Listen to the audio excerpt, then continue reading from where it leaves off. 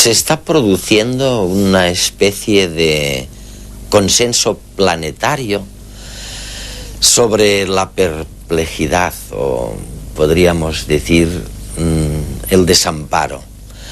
Por un lado, los psiquiatras, los médicos, los fisiólogos, los terapeutas están llegando a la conclusión de que ellos solos no pueden poner remedio a la deriva actual de la humanidad. Y por otro lado, resulta que los especialistas en lo que serían los contenidos espirituales, la filosofía, los valores, tampoco pueden solos ponerle remedio a esta deriva. Y el consenso es que solo la educación puede cambiar las cosas. Pero estamos hablando no de un cambio del sistema educativo, sino un cambio en la educación de los educadores.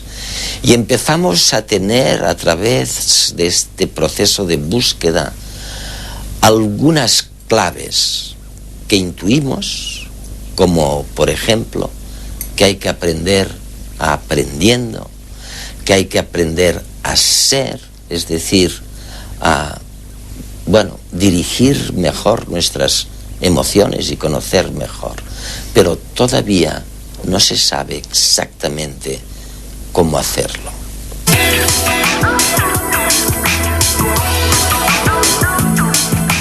Claudio Naranjo es un conocido psiquiatra chileno, representante de las nuevas teorías gestálticas. Es un personaje relevante del movimiento humanista, pionero de la psicología transpersonal, y hoy nos hablará de cómo conocernos para poder crecer.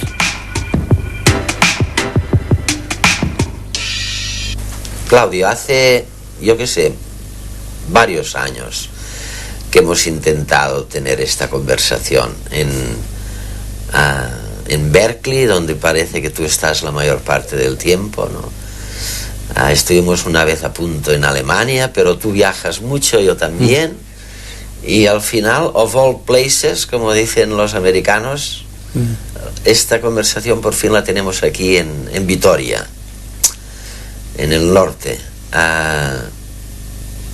Es una alegría poder reflexionar contigo sobre temas en los que tú has trabajado durante décadas, ¿no? Tú conoces, ¿no? Yo no sé dónde lo he visto, pero es una especie de cartoon en donde se ve a unos niños de edad tierna disfrutando y chillando y riéndose, ¿no?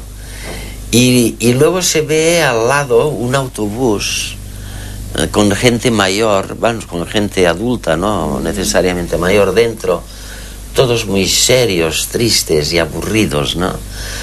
Y claro, y te preguntas qué ha pasado, ¿no? ¿Qué tipo de crisis ha habido aquí? Sí. Para transformar a esta alegría en esta tristeza, ¿no? Sí, tanto la crianza como la escolarización son enemigas de la felicidad. No es un fin reconocido de la educación ayudar a que la gente sea feliz. No, Todavía queda un poco en el ambiente eso de que la letra con sangre entra. Sí, tú eres médico psiquiatra, ¿no? Sí. Originalmente, y eso debes saber un poco, ¿no? Bueno, yo me he dedicado a aplicar las cosas que aprendí a través de la psiquiatría al mundo social. Sí. Me estoy transformando en un psicopatólogo de la sociedad, partiendo de la base de que la sociedad está enferma. Y hay gente como tú que empiezan primero con la medicina, la psicoterapia, y luego los que tienen este afán integrador miran también las recetas espirituales para mejorar la situación. Y al final volvemos al cartoon ese del autobús y con la gente triste y los niños, y al final decís, y tú muy particularmente, el único remedio es la educación, es cambiar la educación. Es más fácil prevenir que curar. El adulto tiene que hacer esfuerzos muy grandes para cambiar, para transformarse, para madurar, para sanar. No son tantos los llamados, pero los elegidos son menos. Digo que no son tantos los llamados porque cada vez son menos, yo creo. La gente parece que vive en gran conformidad. Antes había más una vocación. Me imagino que en el medioevo el deseo de ver a Dios era parte de la cultura, estaba más aprobado. Ahora, si uno está buscando algo que no da el mercado, si no da el mundo secular, si uno busca, uno es raro, es alguien que hay que darle tranquilizantes. No hay un término en la cultura que valide esa búsqueda de algo que no está en el espíritu de la época. Entonces, pero es nadar contracorriente, ya sea en los caminos espirituales o en el camino terapéutico. Muy difícil la cura. Pero unos pocos llegan, pero si queremos cambiar el mundo a través del cambio de la conciencia personal, yo creo que lo que tenemos a mano es el uso de la educación para algo diferente a lo que se está usando, porque se está usando para hacernos igualitos a los que vinieron antes. Está usándose la educación para socializar, que ese es el término más decente.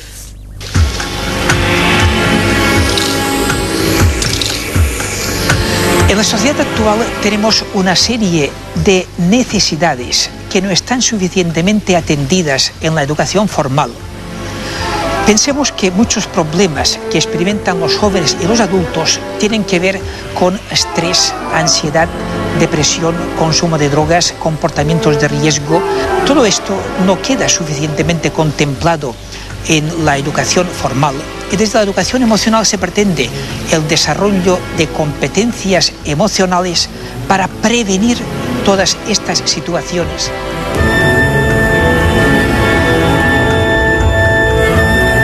El informe de Lours fue un encargo de la UNESCO a un grupo de expertos presididos por Jacques Delors con la intención de perfilar las perspectivas de la educación en el siglo XXI.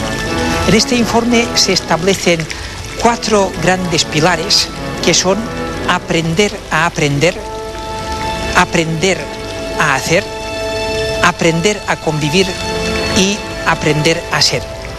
De los 2 primeros significa que no es suficiente con saber cosas, sino que se necesita saber aprender, porque se tendrá que aprender durante toda la vida. En cuanto al segundo, significa que no es suficiente con saber, sino que hay que saber hacer. Pero lo que más me interesa resaltar es que los 2 últimos, aprender a convivir, va a ser el gran reto del siglo XXI, y aprender a ser complementa este aprender a convivir. Y que de estas dos últimos aspectos, los últimos pilares, es donde se fundamenta y justifica la educación emocional que estamos promocionando.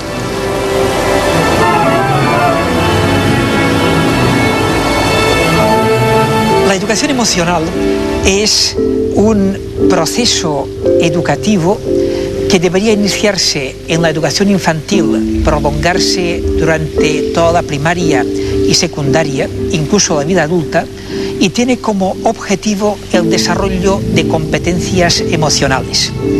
Estas competencias preparan al individuo para poder afrontar mejor los retos de la vida y tienen como finalidad el desarrollo del bienestar personal y social.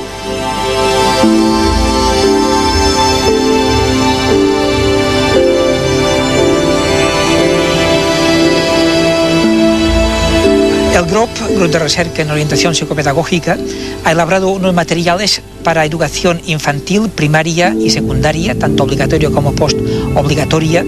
Estos materiales pretenden ser un apoyo al profesorado, aunque consideramos que el profesorado debe recibir previamente una formación específica para poderlos utilizar con todas las posibilidades que tienen. Estos ejercicios pretenden desarrollar, por una parte, la conciencia emocional, es decir, desde qué emoción me relaciono yo con la otra persona. Porque a veces no soy consciente de que estoy ante otra persona y me relaciono desde la aversión o desde la ira. Y si mi emoción predominante es una emoción negativa, muy probablemente predisponga a que tengamos conflictos, malos entendidos y por lo tanto que la relación no sea fluida. Y como consecuencia me vaya a sentir mal y de aquí se pueden derivar comportamientos incluso de riesgo. Tomando conciencia de cuál es la emoción, el paso siguiente es la regulación emocional. Si yo tengo rabia, ¿cómo puedo regular apropiadamente esta emoción para que no derive en violencia, en agresividad? Sino que sea capaz de poner inteligencia entre los estímulos que he recibido, que me predisponen al ataque, pero procurar regularlos antes que se derive el comportamiento de riesgo. Así podemos pasar a mantener relaciones positivas con otras personas, a desarrollar la autonomía emocional, que es como una especie de inoculación de emociones contaminadas que están muy presentes en nuestra sociedad, y en último término, aprender a desarrollar, a gestionar de forma consciente el propio bienestar, que como señalamos es la finalidad de la educación emocional. Y hay una especie de gran paradoja, ¿no?, en el tema educativo, y es que ahora hay una especie de consenso, pocos te van a discutir lo que estás diciendo, Claudio, de que realmente prácticamente el único remedio es transformar el sistema educativo.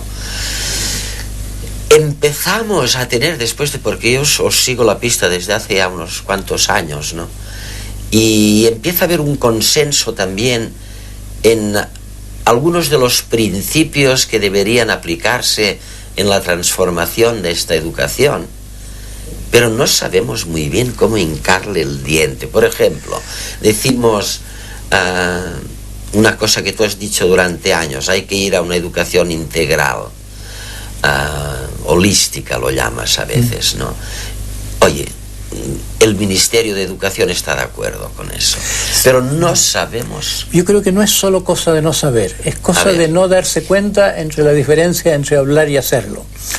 Justamente ayer un amigo me estaba diciendo que tiene su chiquito, no sé si tendrá 5 años o no, menos, en un colegio de monjas, y les dieron un gran discurso sobre la espontaneidad y sobre la libertad, la importancia de la libertad, de que la educación debe ser liberadora, y después sermones y sermones y disciplina, como si no hubiera conciencia de cuán lejos están de hacer una educación emancipatoria como la que en sus textos o en sus doctrinas afirman.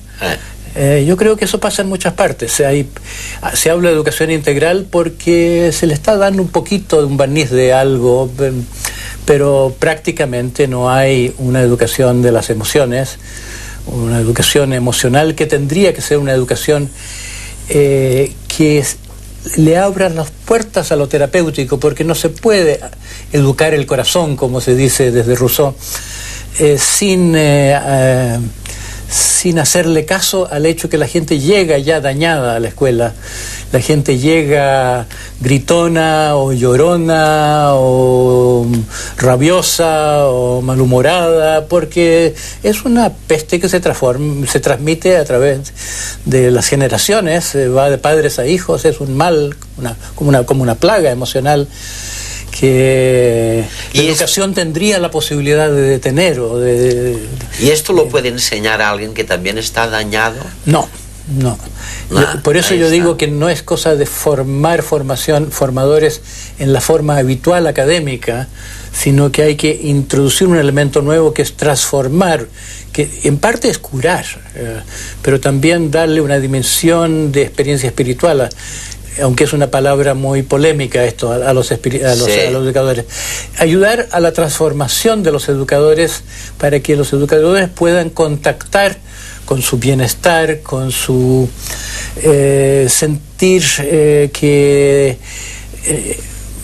sentirse menos presa de su ego. Me hierve la cabeza. Estoy preñado de cientos de ideas nuevas que emergen en la superficie sin cesar. Tal vez sea posible en cierta medida controlar los pensamientos, pero difícilmente se podrá dejar de pensar. No logro distinguir un pensamiento de otro.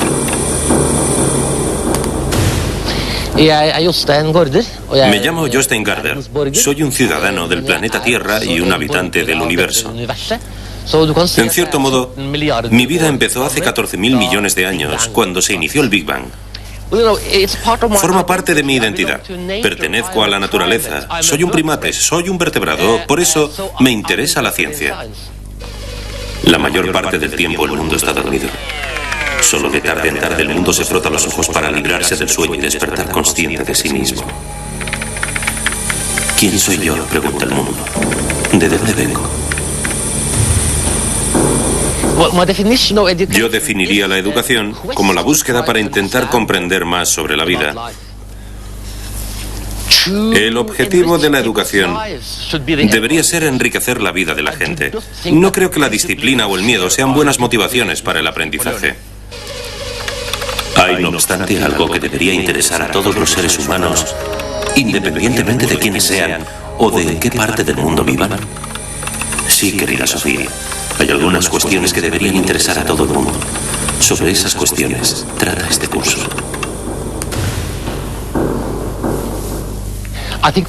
Creo que el profesor perfecto debería ser un buen narrador de historias. Si el profesor supiera contar buenas historias, todos los alumnos serían buenos alumnos. En una escuela perfecta se contarían muchos relatos y creo que el profesor debería incitar a los alumnos a formular preguntas. Hay quien dice que el motivo por el que los judíos han ganado tantos premios Nobel es porque a los judíos se les pide que pregunten lo mismo de 3 maneras distintas. No soy capaz de dejar de pensar.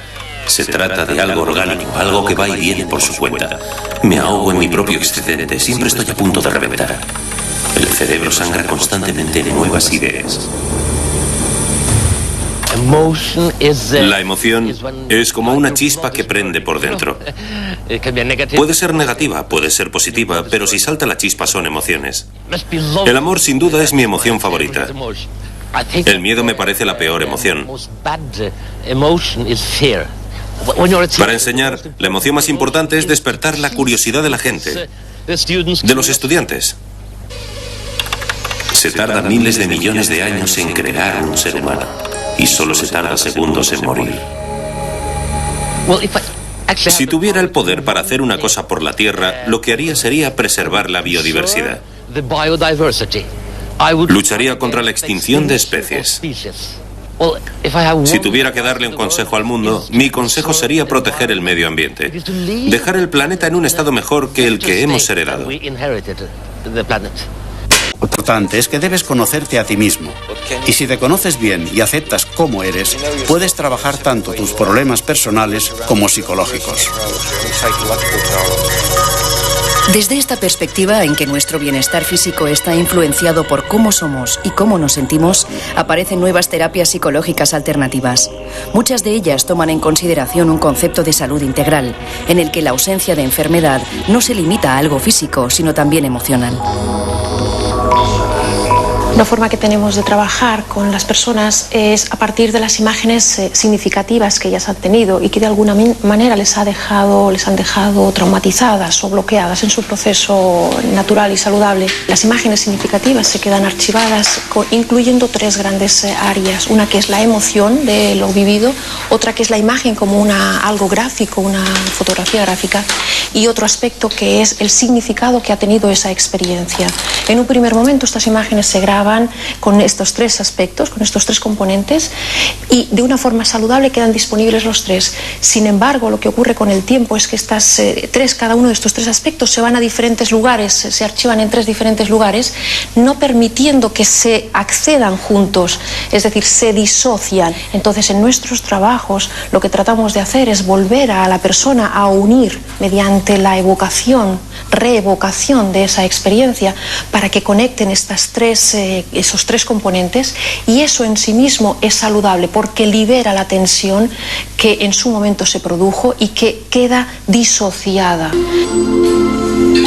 respiramos. Lo que hacemos al principio es un poco de rueda de confianza de grupo, nos miramos, nos conocemos. Después, en una segunda fase, entramos en el movimiento y el objetivo aquí es desbloquear el cuerpo y hacer que el cuerpo sea un aliado para el trabajo posterior. Y es en el cuerpo o es a través del cuerpo donde muchas veces o el cuerpo ayuda o no permite que salgan pues algunas experiencias más difíciles que se han producido en algún momento. En una tercera fase ya pasamos a la relajación y a través de la relajación lo que pretendemos es que este cuerpo que a veces aguanta y no permite, pues entre en un estado de paz, donde permita que fluidamente las imágenes que están escondidas o están grabadas de estas experiencias que pueden haber sido traumáticas, pues fácilmente puedan acceder a la conciencia de la persona. Y después lo que hacemos es que a través de una guía, guiamos a la persona a través de una visualización para que pueda contactar con estas experiencias y a través del dibujo y a través de la parte más artística y plástica darle un simbolismo que luego nos va a servir para racionalizar todo eso. Y siempre la pretensión es que a través del cuerpo, contactando con la emoción y luego la racionalización y la significación que le damos, permite a la persona integrar experiencias y por lo tanto encontrarse mejor, tanto emocionalmente como físicamente, y poder superar pues dificultades que pueda tener. Pero en unos momentos en donde la gente se queja tanto de falta de disciplina, de valores, de delincuencia, de violencia, enaltecer o fomentar esta independencia, ¿no lo ves como? No, yo creo que hay bastante prueba experimental de que se puede tener una educación muy libre que redunda en una mayor disciplina que la educación disciplinaria, cuyo resultado en el fondo es una disciplina solo superficial, con mucha rebelión y con mucha resistencia al hecho mismo de aprender. Hoy en día la crisis de la educación en parte es que la gente no quiere aprender. Los estudiantes están desarrollando dislexias, trastornos de la atención, toda clase de síntomas, para qué decir las normales de la neurosis. Todo eso porque ya no soporta más que se le alimente en forma forzada algo que no viene desde el interés, que no viene desde la iniciativa propia. Entonces en los pedagogos más libertarios, claro, tienen mucha convicción de que al niño hay que, en vez de que enseñarle, hay que ayudarlo a aprender. Hay que poner el acento más en el aprendizaje natural, que los niños que tienen mucha curiosidad, mucho deseo de aprender, y que la educación actual los imbeciliza. ¿Me recuerdas la frase de alguien cuando, no recuerdo quién era, que dijo: en cuanto has enseñado algo a un niño, has impedido que aprenda? Exacto. Hay maduración y hay condicionamiento. La educación actual es condicionante. Hay que aprender, hay que pasar exámenes, si no tienes la pena de que tal vez no vas a tener trabajo, no vas a ser aceptable, pero no vas a tener estatus. ¿Pero cómo sabes de eso, Claudio? Entonces, las cosas que se aprenden a presión se olvidan muy pronto. Las escuelas están enseñando a pasar exámenes, no están enseñando a vivir, no están enseñando ni siquiera a un desempeño de mayor eficiencia. Hay muy poca correlación entre notas escolares y rendimientos más adelante en las realidades de la vida. Entonces es un desperdicio de la educación, y yo digo que es un fraude. Yo digo que llamar educación a algo que es transmisión de información y transformación y transmisión forzada de información es un muy mal uso de una palabra. Pero Claudio, ¿ves la dificultad, ¿no?, de conciliar esto en lo que estaríamos seguramente todos de acuerdo si alguien dice cuán despótica es la enseñanza frente a la libertad y al respeto del niño? Pero por otro tenemos la delincuencia y la violencia y el bullying en las escuelas y la gente que te dice, sí, no, se han olvidado del despotismo y de la disciplina. Sí. Hay el miedo a la libertad. Sí. Y yo digo que es un miedo irracional que comprobadamente hay pruebas tanto en el mundo terapéutico como en el mundo educacional. En el mundo terapéutico, el proceso terapéutico, el proceso cuando funciona la psicoterapia, cuando una persona llega a sentirse menos agobiada por su rabia o por su vanidad y por su necesidad de ser reconocido y por todos esos lastres, cuando una persona llega a eso, eso va acoplado a descubrir que puede ser más libre y que es como si la persona, independientemente cuál sea la escuela de la terapia, aprende a conocer sus deseos más y a respetarlos más y a darse cuenta que no necesita vivir con un policía interior tan severo como la vida colectiva nos ha inculcado a través de las generaciones.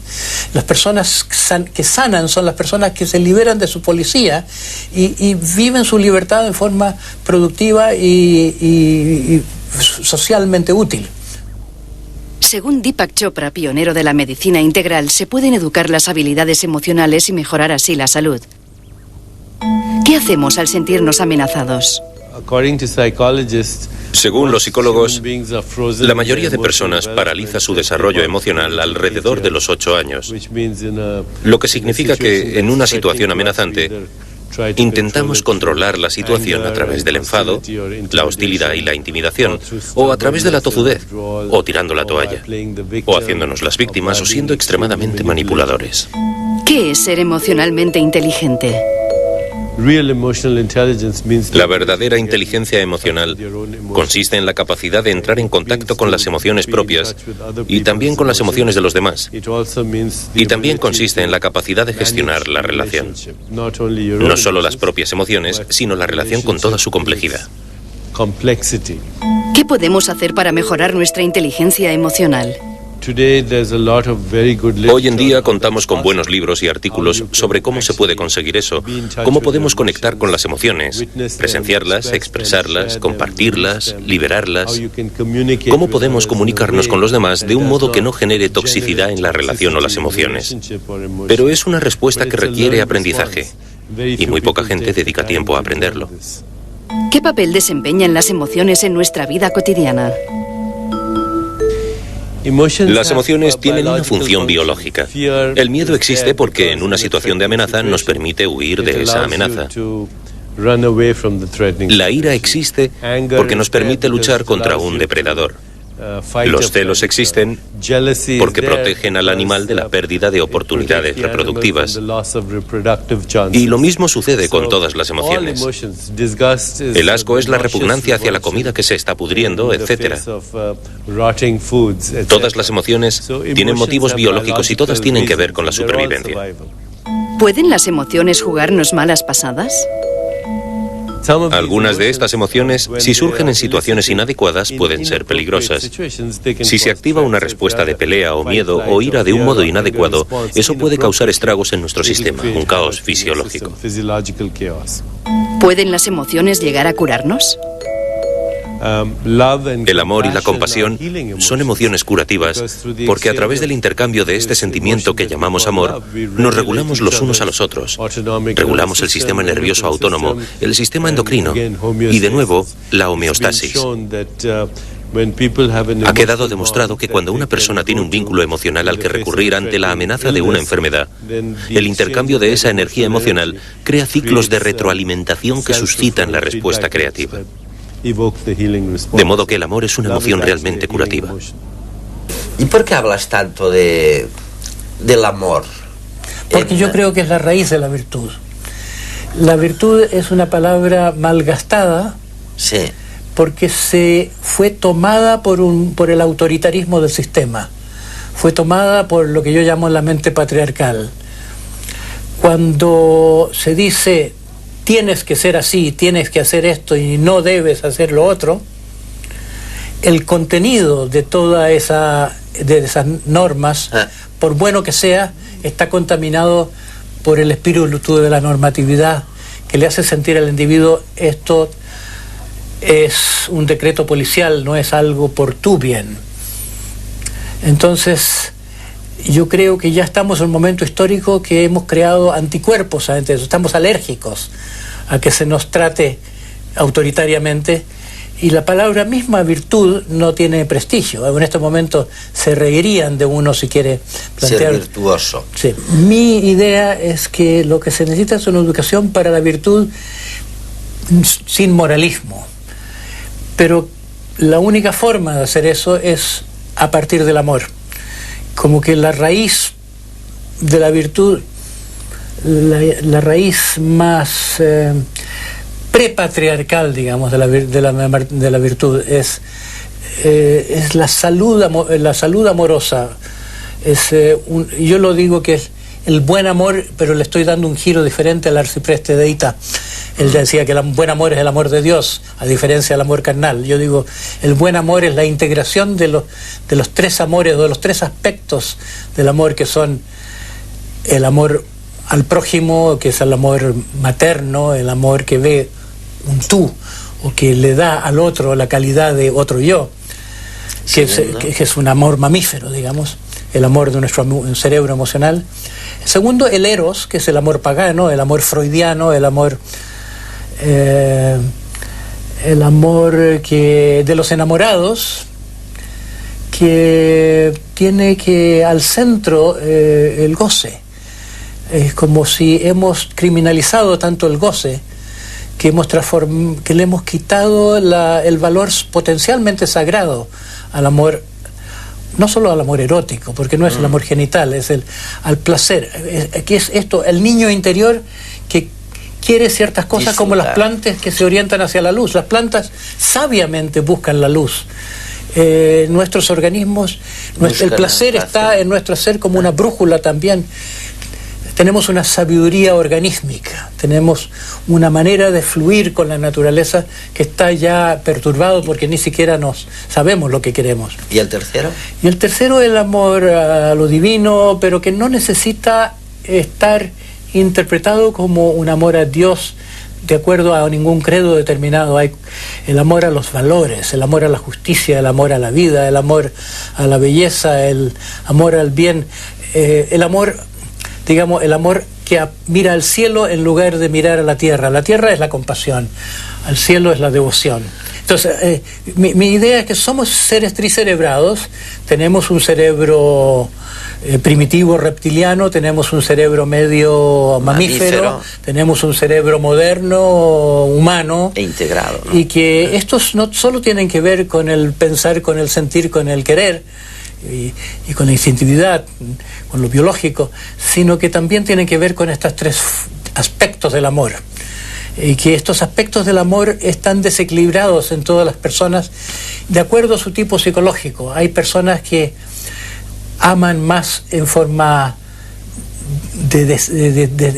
erótica, son los Don Juanes de la vida, ¿no? Criaturas de deseos, a divertirse, son golosos, por ejemplo, o lujuriosos. Hay personas que son más volcados al amor al prójimo, hay personas que son más admirativos. Pero si cualquiera de estos falta la plenitud de la persona y hay una insatisfacción con la que se paga eso. Si una persona es demasiado narcisista, por ejemplo, quiere ser demasiado importante, no se inclinará suficientemente como para, no digo solo respetar a los valores de otros, sino para que abrirle paso a la belleza del mundo. El mundo se hace grande solo cuando nosotros tenemos esta capacidad de respeto. Entonces, yo digo que si quisiéramos tener una educación para seres tricerebrados, una parte muy importante de eso sería no solo lo holístico en cuanto a el pensar, sentir y querer, sino holístico en sentido de estos tres amores que constituyen la virtud. Que la persona es virtuosa cuando tiene estos tres aspectos esenciales del ser humano, que son la capacidad orgánica del placer, que ya de la célula lo tiene, pero que la persona lo tiene a nivel psíquico, en ese principio del placer, como decía Freud, el principio solidario, el principio empático que tenemos naturalmente, si es que no nos lo quita la vida al hacernos egoístas, la neurosis, digamos, y esta capacidad de respeto, que también es lo que hace el aprendizaje. Aprendemos porque imitamos a los grandes, aprendemos el lenguaje porque imitamos, tenemos un mandato biológico de incorporar aquello que se nos hace admirable porque lo hacen los mayores.